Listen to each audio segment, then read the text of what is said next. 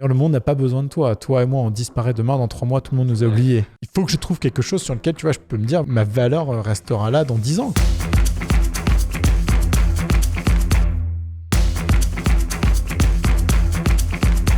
Tu te mets beaucoup trop de pression par rapport à la routine que tu as fixée. C'est une recette du malheur.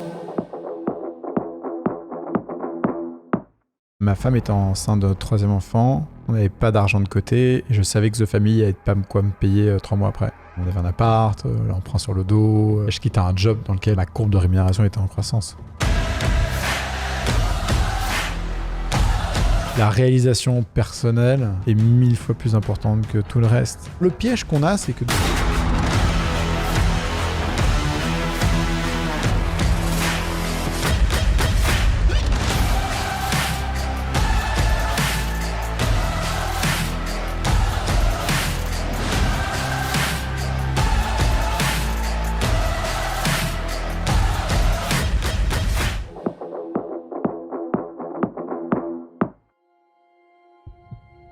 J'emmène mon fils à une compétition d'escrime.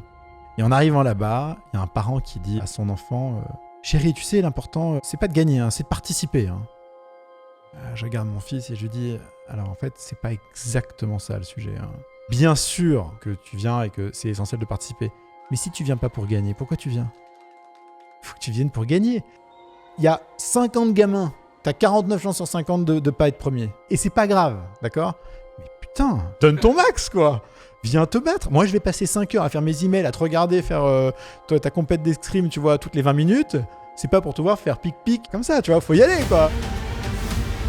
Et gagner, c'est pas grave, mais l'envie de gagner, il la faut. Ton métier, je le connais peu en réalité. Alors, je le connais de ce que tu fais dans la théorie, mais j'aimerais que tu me décrives un peu plus. Qu'est-ce que tu fais ? Et surtout, ce qui m'intéresse, c'est ce que tu adores et ce que tu aimes dans ton métier. Est-ce que tu sens vraiment passionné ? Je m'occupe d'une partie des investissements de Xavier Niel, le fondateur de Free. On a 2 missions. La première qui est d'investir dans une centaine de startups par an. Et on met des tickets de 150 000 € par startup. Aujourd'hui, ça représente un portefeuille de 900 boîtes. Systématiquement, des boîtes tech, du digital. Et puis après, on a un autre pan d'activité qui sont des boîtes dans lesquelles on va investir entre 2 et 5 millions d'euros à peu près. Mais là, c'est des boîtes dans lesquelles on pense qu'elles peuvent transformer leur industrie et valoir au moins 10 milliards au moment où on va les revendre, où elles vont se coter en bourse. Et là, on n'en fait que 2-3 par an. Parce qu'il faut en trouver des boîtes dont on pense qu'elles peuvent devenir ça. Et ça, on en a maintenant une petite dizaine. Tu as des exemples de boîtes qu'on pourrait connaître ? Dice, qui permet de découvrir et de booker des tickets pour les événements live que tu vas adorer, les concerts. Et pour ça, il se connecte à ton Spotify ou à ton Apple Music. Il détecte automatiquement les artistes que tu aimes ou les artistes proches que tu pourrais aimer. Et donc, ça te permet de découvrir et d'acheter les tickets. C'est une des startups dans lesquelles on a investi le plus d'argent. Et pourtant, quand on me l'a présenté la première fois, donc c'était Tony Fadell, le fondateur de Nest, qui a créé l'iPod et l'iPhone aussi. Il me dit, il faut absolument que tu ailles voir Phil, le CEO de Dice. Tu vas voir, c'est incroyable. Je lui dis, mais moi, jamais de la vie, je mets de l'argent dans une boîte de ticketing. C'est mort. C'est un barjot. C'est chiant à mourir comme marché. Et en fait, c'était passionnant. Et je pense que ça a le potentiel de devenir aussi gros qu'un Netflix sur son marché, quoi. C'est la boîte qui te passionne, c'est les entrepreneurs, c'est quoi qui te plaît le plus ? C'est systématiquement l'entrepreneur avec l'angle avec lequel il voit et il exécute son business. C'est toujours une question de perception, quoi. Et d'ailleurs, tu vas à un dîner, si tu prends 2 personnes qui ont le même savoir, c'est la manière dont ils racontent ce savoir qui change. En réalité, n'importe quel savoir peut être intéressant si c'est bien raconté. Ben là, c'est la même chose dans l'investissement. Tu rencontres des gens qui arrivent à te tirer vers leur passion, vers ce qu'ils sont en train de faire et qui te passionnent, quoi. Et moi, c'est pour ça que je fais ce métier-là, parce que la décision d'investir et l'investissement, ça se fait super rapidement. C'est rien. Et puis, c'est quoi ? Tu fais un virement, tu récupères des parts de l'entreprise. Techniquement, c'est chiant à mourir. Je ne sais pas que ça n'a aucun intérêt, mais prenons l'exemple de Zenly, une boîte qu'on avait financée, dans laquelle on avait mis 3,5 millions. On a fait presque 10 fois la mise en 18 mois. Histoire extraordinaire dans laquelle personne croyait, qui a très très bien fonctionné. L'entrepreneur est devenu un ami très proche, un garçon incroyable. Le succès de Zenly en soi, il se dissipe très vite. Et par contre, l'amitié avec Antoine, elle est là pour des décennies, quoi. Et c'est ça qui est important. La productivité, on l'entend souvent uniquement dans le côté abattre des centaines de tâches. Et de plus en plus, il y a cette idée aussi de trouver de l'oxygène dans ta vie. Ça, c'est vrai. Et donc, j'aimerais ta vision de ce que c'est la productivité et un peu les 3 choses que tu as changées dans ta vie qui aujourd'hui, tu te dis vraiment heureusement que je le mets en place, ça m'aide vraiment. La productivité n'a de valeur que si ça te permet d'avoir un équilibre de vie. Si c'est juste pour abattre des centaines de tâches 15 heures par jour, ça n'a aucun sens, quoi. Quand je suis arrivé en 2015, que j'ai commencé à bosser avec Xavier Niel, on était avec ma femme, on avait déjà nos 3 enfants. On avait toujours cette règle que moi, je suis à la maison le soir à 19h, 19h30, tous les soirs, quoi. Et le problème, c'est qu'au moment où je suis arrivé chez Kima, je me suis retrouvé avec des centaines d'emails. Et en fait, tu es complètement débordé par ça. Et j'ai peut-être de la chance que le paradoxe qui, moi, me nourrit, c'est que j'ai une défiance énorme à l'autorité. Et tout d'un coup, ce jour-là, mon agenda a eu l'autorité sur moi. Ça m'a rendu, mais dingue. J'ai commencé par changer de manière incrémentale certaines petites choses. Donc j'ai arrêté les rendez-vous le matin pour être productif. Puis après, les rendez-vous d'une heure, je me suis rendu compte que c'était un peu long. Je les ai changés en 45 minutes. C'était un peu long aussi, je les ai changés en 30 minutes. Puis après, je me suis rendu compte qu'au bout de 5 meetings, j'étais moins efficace, moins percutant, donc que la valeur que j'apportais aux gens était moins bonne. Donc j'ai diminué le nombre de meetings. Je me suis rendu compte qu'il y avait des urgences qui arrivaient et donc que j'arrivais pas à traiter. Donc j'ai mis des plages horaires libres que je ne remplis qu'à la dernière minute. Et en fait, toutes ces petites améliorations incrémentales, même si moi je suis un garçon qui est bordélique, peu discipliné de nature, voire inconsistant, ça m'a quand même permis de trouver un certain équilibre. La première chose que j'ai fait, c'est que je me suis créé des routines, et des routines que je respecte, mais avec une certaine souplesse. Et c'est vraiment cette notion de pression, d'estime de soi, etc. Si tu te mets beaucoup trop de pression par rapport à la routine que tu as fixée, c'est une recette du malheur, quoi. Parce qu'en fait, tu passes ton temps à te fouetter de ce que tu n'as pas fait. Moi, de temps en temps, j'accepte qu'il y a des choses qui ne sont pas faites. Et tu regardes autour de toi et le monde ne s'arrête pas de tourner. D'ailleurs, le monde n'a pas besoin de toi. Toi et moi, on disparaît demain. Dans 3 mois, tout le monde nous a oubliés. C'est clair. Donc, la première chose, c'était des règles parce qu'on a un périmètre de temps. Et donc, ce périmètre, il faut savoir si on est dedans ou dehors. Est-ce que tu es en maîtrise ou est-ce que tu es en perte de contrôle? Et déjà, ne serait-ce que cette notion de je suis dedans, je suis dehors, ça te permet de voir si... en fait, tu n'es jamais trop dehors, du coup. Et donc, pour ça a été super utile. La deuxième chose que j'ai faite, que j'ai beaucoup appréciée, c'était me mettre au vélo pour me balader dans Paris, pour être de rendez-vous en rendez-vous, et de marcher beaucoup. Ça fait réfléchir, c'est bien. La troisième chose, ce serait probablement la prochaine chose qu'il faudrait que je fasse, tu vois. Ce serait quoi? Ce serait nourrir ma patience, qui est un truc que j'ai pas du tout. Moi, je suis une impatience maladive. C'est pas juste t'es impatient que les choses se passent. C'est en fait ton impatience te rend indisponible aux autres. Tu ne reçois pas l'information complètement parce que tu es déjà en train de penser au prochain truc ou à l'information qu'il t'a donnée avant, essayer de la traiter. Donc, tu vois, être dans le moment. Tu vois, être dans le moment, c'est essentiel. Comment tu vas t'y prendre pour bosser là-dessus? Moi, je suis un contemplateur. Donc, de temps en temps, je peux me poser, rien faire pendant un quart d'heure. J'adore. Donc là, tu y arrives. Oui, mais comment est-ce que tu es dans le moment quand tu es avec les autres? Moi, être dans le moment avec moi-même, ça marche très bien, je sais. Hein. Mais c'est dans le moment avec les autres. Et d'ailleurs, la formation de coaching que je fais à l'INSEAD est très utile pour ça parce que le coaching, c'est ta capacité... à être présent avec l'autre. À être présent avec l'autre pour que cette personne aille elle-même chercher les réponses pour qu'elle soit moteur pour elle, tu vois. Et ouais, donc ça, c'est un bon exercice. Avec tes enfants, t'arrives à être présent? Non, pas suffisamment. Ouais, totalement honnête, ma fille est une pipelette, mais inarrêtable. Et c'est une blague à la maison, quoi. Tu la mets dans la bagnole, tu peux avoir 2 heures de bagnole, elle va parler 2 heures non-stop, mais de trucs, mais je sais pas où elle trouve tous ces sujets, quoi. T'as l'enfant parfait pour te faire bosser, en tout cas. On a des personas dans la maison, tu vois. Notre aîné, c'est un artiste. Il adore dessiner, créer, etc. Notre second, c'est plutôt un ingénieur, quoi, matheux, il regarde tous les systèmes et tout. Et notre troisième, on dit que c'est la CEO. Parce qu'en fait, c'est la leader, quoi. Elle décide et elle ne lâche rien tant qu'elle n'a pas gagné, quoi. C'est un truc de malade. Et je suis pas assez présent avec eux. Après, ils sont jeunes, il y a plein d'excuses, hein, mais c'est difficile de garder de l'attention quand tes enfants te parlent de Minecraft ou de Fortnite pendant 45 minutes, quoi, tu vois. T'entends, je leur dis, mais tu sais, chérie, Fortnite, ça ne m'intéresse pas. Je t'autorise à jouer une demi-heure ici, une demi-heure là, parce que je suis pas un papa castrateur, mais en réalité, tu te rends bien compte que je m'en fous, quoi. Parle-moi de tes copains, parle-moi de tes devoirs, parle-moi de tes aspirations, parle-moi de tes questions métaphysiques, parle-moi de tes peurs, parle-moi de n'importe quoi. Et en fait, c'est leur truc, si tu veux. Toi, pourquoi tu fais une formation de coaching là aujourd'hui? À l'origine, c'était parce que j'avais la frustration d'échanger avec des entrepreneurs avec lesquels je crée rapidement des relations, sur lesquels je suis capable de détecter quelques signaux faibles, mais pour lesquels j'ai l'impression que ma valeur s'efface très vite. Et donc, tu as un syndrome de l'imposture qui grandit à mesure que ton portefeuille de boîte grandit, quoi. Tu voulais maximiser ton impact? Oui, sachant que je n'ai pas d'expérience opérationnelle. Donc moi, j'ai pas monté de boîte. Enfin, j'ai monté une boîte de conseil quand j'étais jeune, mais c'est entre guillemets, ça compte pas, quoi. J'ai pas monté d'équipe. Il n'y a pas un sujet sur lequel je suis obsédé, sur lequel je suis très bon. En fait, moi, je suis un bon généraliste, tu vois. Je me suis dit, il faut que je trouve quelque chose sur lequel, tu vois, je peux me dire, ma valeur restera là dans 10 ans, quoi. Et le coaching, c'était ça parce que, comme on le dit en coaching, c'est pas le coach qui fait le job, c'est le coachee. Le fait d'aimer le coaching et de la psychologie, je vois bien que chacun a son système de valeurs, chacun ses rêves. On est tous très différents. Et là, on rentre un peu dans une ère où si t'es pas entrepreneur, t'as un problème, quoi, presque. C'est quoi justement ta vision entre le salariat, l'entrepreneuriat, aujourd'hui, demain, pour toi-même? Enfin, ça m'intéresse d'avoir ta lecture. Moi, je suis persuadé que c'est un sujet de passion. En fait, si tu t'assois à table avec n'importe qui, ça peut être un menuisier, un plombier, un électricien, un entrepreneur, un CEO. Si ce qu'il te raconte, il le raconte avec la même passion avec laquelle il le fait, c'est sûr, ça va te passionner. Je suis sûr qu'un ébéniste te raconte comment il a appris à sculpter le bois. C'est ouf. C'est extraordinaire, tu vois. T'as envie de l'écouter. C'est vraiment un sujet de passion, quoi. Et moi, j'invite tous les gens, pas qu'ils soient entrepreneurs, mais peu importe qu'ils font, putain, qu'ils trouvent le truc qui les passionne. Et alors, le piège qu'on a, c'est que depuis qu'on est enfant, on nous a toujours dit « fais ce que t'aimes et tu le feras bien ». Moi, il y a plein de trucs que j'aime faire que je fais très mal. J'adore cuisiner, je suis pas très bon. J'adore dessiner, je suis assez médiocre. Enfin, tu vois, Et en réalité, c'est un piège. Quand tu avances dans la vie, tu sais dans quoi tu es bon. Et ce dans quoi tu es bon te permettent en fait de découvrir ce qu'il faut que tu fasses. Et c'est sûr que tu vas aimer ce dans quoi tu es bon. Et c'est là que la passion, elle se nourrit.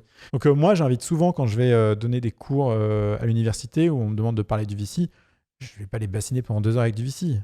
Je leur raconte le métier de VC pendant 1 heure. Mais l'heure d'après, je leur demande qu'est-ce qu'ils foutent dans cette pièce. Et donc, c'est génial, tu vois, tu les vois, tu as ceux qui sont là. Ah, bah moi, je sais pas, j'ai postulé à 5 masters et puis c'est celui dans lequel j'ai été pris. Bon, puis tu leur demandes ce qu'ils veulent faire. Ouais, moi, je veux rentrer en banque. Pourquoi tu veux rentrer en banque? Je sais pas. C'est comme si on avait annihilé la passion, les envies des gens pendant tellement longtemps qu'ils arrivent à la fin de l'université ou de l'école, de quoi que ce soit. Et en fait, c'est fini. La flamme, elle est éteinte depuis longtemps, quoi. Donc, c'est une question de flamme, c'est une question d'envie. N'importe quel métier, tu le fais avec passion. Tu vas la faire 10 heures par jour, c'est 10 heures de kiff. En termes de dopamine, de kiff intellectuel, de plaisir et tout, c'est dingue. Ce que tu dis, c'est que la question, elle n'est pas sur est-ce que je veux ou dois être entrepreneur ou salarié, mais trouve la forme, le métier, l'activité qui m'inspire le plus, qui me passionne le plus et je fonce vers ça, en fait. Ouais, bien sûr.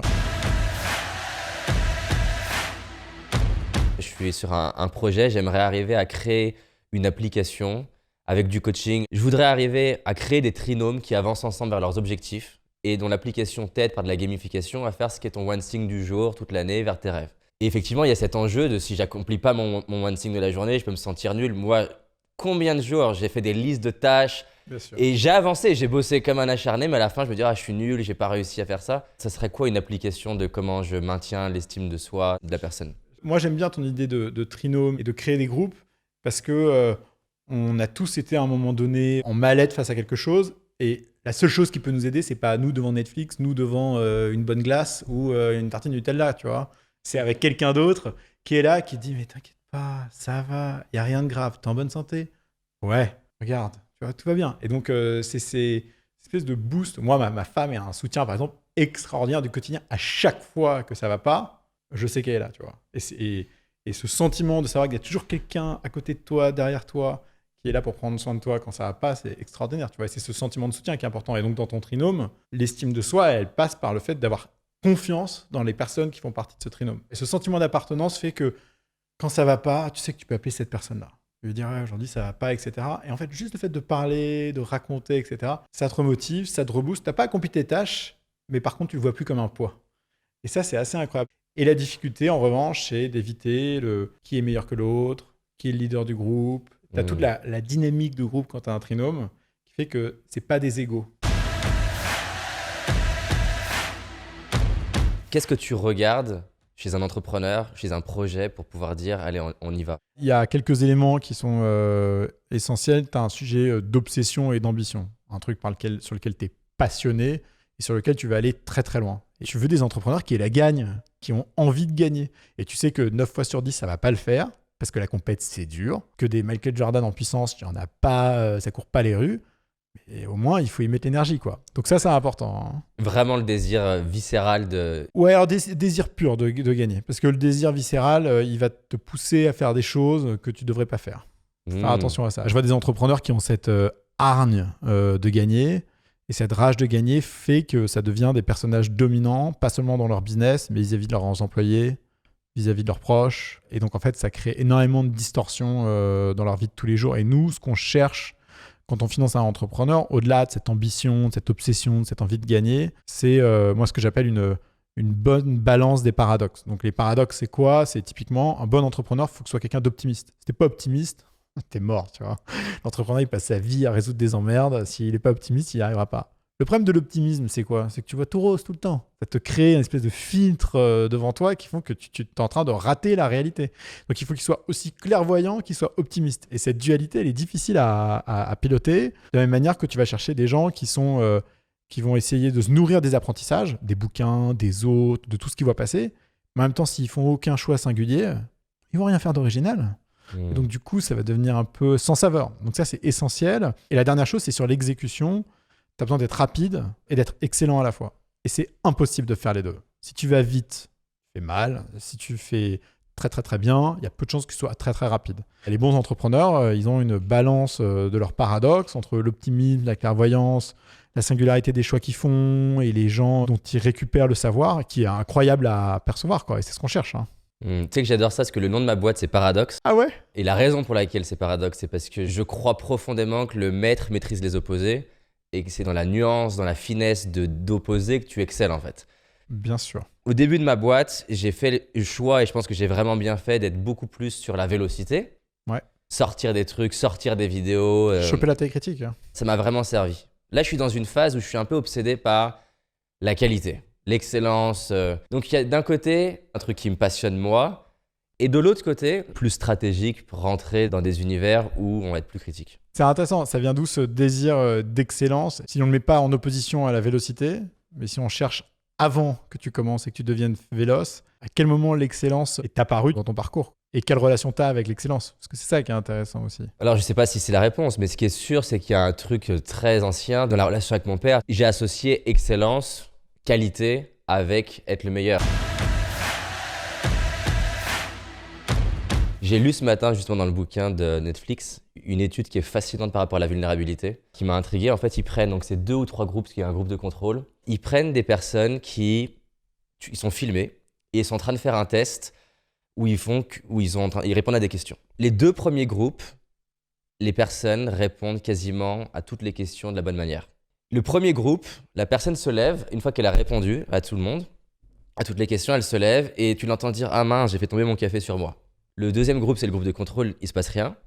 Et le troisième groupe de personnes que tu vois, la personne répond mal à 70% des questions, se lève et dit « Ah mince, j'ai fait tomber mon café ». Et ensuite, ils prennent des gens qui regardent ces vidéos-là et leur demandent de dire ce qu'ils pensent des 3 types de personnes. Dans le cas de la première personne, celle qui a tout déchiré et qui ensuite dit « Ah mince, je me suis raté », sa likability, elle explose. C'est-à-dire que les gens se mettent à dire « Ah, je l'adore, elle est vraiment trop cool ». À l'inverse, si à la base, t'es perçu déjà comme un peu un loser, être vulnérable, c'est dangereux parce que du coup, il l'aime encore moins. Et donc, c'est intéressant parce que je me suis dit, OK, la vulnérabilité, du coup, ça demande d'abord d'avoir été perçu comme ayant de la valeur. Et ça m'a fait réfléchir, par exemple, à des contextes où si la personne, déjà, elle est en posture haute par rapport à toi, c'est peut-être pas le meilleur moment, tant qu'elle t'estime pas, d'être vulnérable. Mais moi, j'aime bien la vulnérabilité, même vis-à-vis de gens hauts, parce que je pense qu'ils ne s'attendent pas à ce que tu te mettes à poil devant eux. Je pense que démontrer sa vulnérabilité, c'est accepter de se mettre en communion avec des gens qui vont l'accepter et qui vont vouloir partager avec toi. Et aussi de très vite détecter ceux qui, en fait, veulent pas de toi, veulent pas de ta vulnérabilité. Dans ce cas-là, c'est pas grave, tu sais, qu'ils aillent faire autre chose. Il y a ce bouquin qui s'appelle The 5 Dysfunctions of a Team. L'histoire est fascinante. Et tu te rends compte que dès lors que les gens partagent leur vulnérabilité, ceux qui sont en face deviennent plus tolérantes. Dès lors que tu commences à avoir de la tolérance dans une équipe, que les gens partagent leur vulnérabilité, etc., bah, tu peux avoir un système de confiance qui se crée. Avant ça, c'est compliqué. Donc déjà, tu poses la question aux fondateurs, est-ce que vous avez partagé les trucs perso un peu, tu vois, les trucs de votre vie passée et tout, et les gens vont dire, ah non, mais c'est pas l'objet. Si, c'est l'objet là. En fait, ce que vous vous rendez pas compte, c'est que vous passez plus de temps ensemble qu'avec vos conjoints, donc peut-être falloir commencer à se mettre à poil. Hein. C'est quoi un des meilleurs conseils qu'on t'ait donné ? De dire quand tu sais pas. Et ça, c'était en 2011. C'était mon premier boss, en fait, mon premier vrai boss, qui s'appelait Pascal Mercier. Et un jour, on fait des trucs et j'étais en train de me justifier. Il me dit, mais Jean, arrête. quand tu sais pas, tu le dis. Les gens, ils sont contents que tu saches pas. Ça leur permet de t'expliquer un truc. Dis-leur que tu sais pas. Pourquoi tu t'emmerdes à vouloir te justifier? Arrête de dire que tu sais. Quand tu sais pas, c'est pas grave. C'est quoi un des moments les plus durs ou challengeants de ta carrière? Et qu'est-ce que tu en as appris? Le moment le plus challenging, c'est quand j'ai rejoint The Family, parce que c'était en septembre 2013. Ma femme était enceinte de notre 3e enfant. On n'avait pas d'argent de côté. Et je savais que The Family n'allait pas quoi me payer 3 mois après. Et puis on avait un appart, l'emprunt sur le dos. Et je quittais un job dans lequel ma courbe de rémunération était en croissance. Pourquoi tu l'as fait? La réalisation personnelle est 1000 fois plus importante que tout le reste. Ce que j'ai dit à ma femme plus tard, parce qu'à l'époque, je lui ai pas dit que The Family n'avait pas quoi me payer. Je voulais pas rajouter le stress du travail, tu vois, couplé avec le stress familial.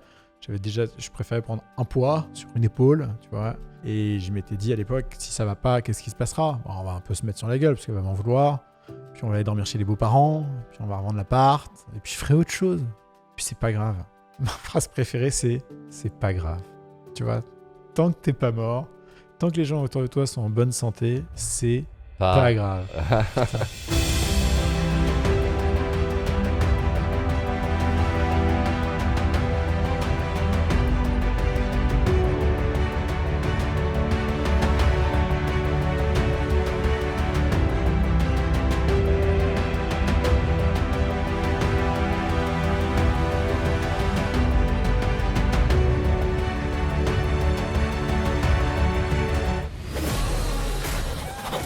J'espère que la vidéo t'a plu, en tout cas ça a été beaucoup de boulot. Je souhaite vraiment que peu importe le regard des autres, peu importe la peur d'échouer, tu fonces et tu ailles réaliser tes rêves.